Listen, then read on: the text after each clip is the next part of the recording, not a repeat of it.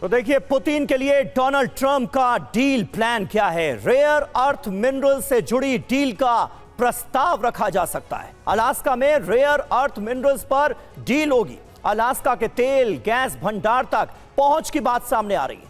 कड़े आर्थिक प्रतिबंधों पर छूट का ऑफर दिया जाएगा। अलास्का वार्ता के दौरान यह प्रस्ताव संभव है। लेकिन हमारे साथ लेफ्टिनेंट जनरल चतुर्वेदी जी भी मौजूद हैं। सर, आप किस तरह से देखते हैं, जो कीव का खुफिया विभाग ये अंदाजा लगाता हुआ नजर आ रहा है कि अभी लंबी जंग लड़ने की तैयारी की जा रही है, क्या यूक्रेन को भी लगता है कि डोनाल्ड ट्रंप की जो अप्रोच है, रूस का जो रुख है, उसके चलते अलास्का वार्ता में कोई हल नहीं निकलेगा? ये क्या यूक्रेन भी मान रहा है? इसकी उम्मीद कम नजर आती है क्या? समीर, आप बिल्कुल सही कह रहे हैं।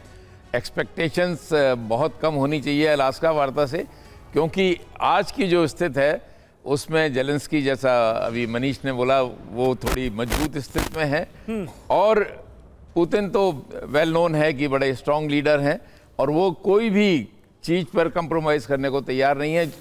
बाकी तो ठीक है, बिजनेस वगैरह, सैंक्शंस वगैरह हो सकता है, लेकिन जो as far as territorial gains जो हैं वो कंप्रोमाइज़ नहीं करेंगे।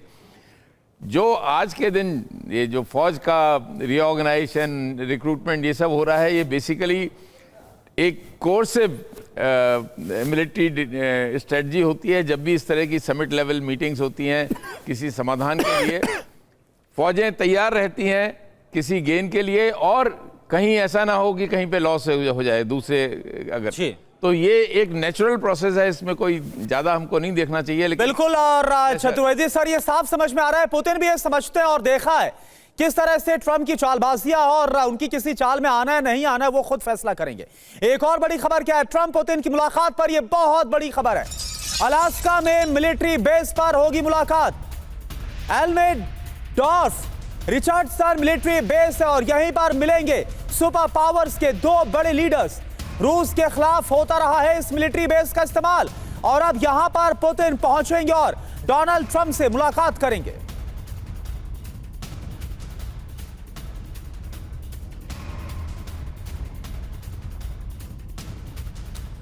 तो आप देखिए, अलास्का में मुलाकात कहां होनी है, कौन सा मिलिट्री बेस है, वो हर एक डिटेल हमने आपको बताई।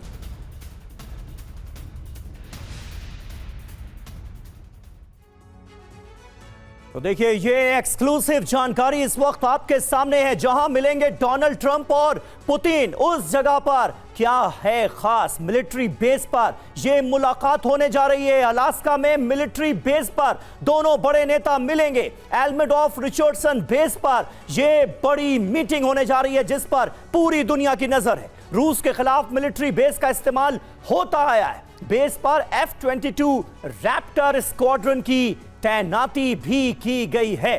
तो इस मिलिट्री बेस पर दोनों महाशक्तियों की होने जा रही है मुलाकात। रूस और अमेरिका के राष्ट्रपति यहीं पर मिलेंगे। अलास्का में वार्ता होगी, और अलास्का मंथन से पहले, अलास्का वार्ता से पहले यूक्रेन का नरम रुख। यूक्रेन हवाई युद्ध विराम पर चर्चा के लिए तैयार। जेलेंस्की के करीबी मिखाइल पोडोलियाक ने कहा, ट्रंप, पुतिन, जेलेंस्की के बीच वार्ता होनी चाहिए। रूस के साथ संघर्ष सुलझाना चाहता है कीव। तो जेलेंस्की का प्लान क्या है? अलास्का वार्ता होगी नाकाम क्या? सवाल ही उठा है। नंबर 1, युद्ध विराम के लिए हवाई हमला रोकने के लिए तैयार है यूक्रेन। नंबर 2, मीटिंग में जेलेंस्की को शामिल किए बिना युद्ध विराम तो असंभव है। ये तो दो टू कह दिया मिखाइल पोडोलियाक की तरफ से कहा जा रहा है, जो जेलेंस्की के सलाहकार हैं।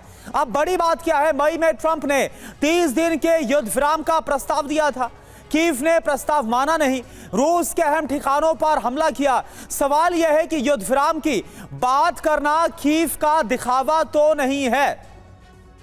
और हमारे साथ प्रोफेसर सतीश भी मौजूद हैं। सतीश जी, किस तरह से देख रहे हैं, जेलेंस्की का रुख क्या बता रहा है?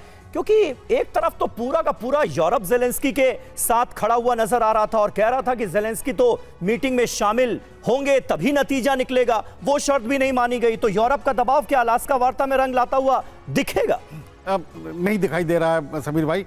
और जहां तक डिप्लोमेटिक मंच से आप देखेंगे कि इस वार्ता की सफलता की जो भी थोड़ी बहुत गुंजाइश है उस पर वो बल दे रहे हैं, लेकिन पब्लिकली जैसे ही वो अपने नेटिव्स को, अपने लोगों को एड्रेस करते हैं तो उस पर बड़े अडिग हैं। पुतिन की तरह वो भी कहते हैं कि हम 1 इंच जमीन कोई भी यूक्रेनियन व्यक्ति नहीं चाहेगा कि वो रूस के कब्जे में रहे। तो ये द्वंद्व की स्थिति उनके सामने है, लेकिन उनका रोल बहुत छोटा है। उनका रोल छोटा इसलिए है कि इस वार्ता से न केवल जेलेंस्की को बाहर रखा गया है बल्कि यूरोप को भी बाहर रखा गया। यानी वो सब दिखावा था, हवाई बातें थी। यूरोप ने तो यहां तक शर्त रख दी थी कि नाटो का मेंबर बनाना पड़ेगा यूक्रेन को। करुणा।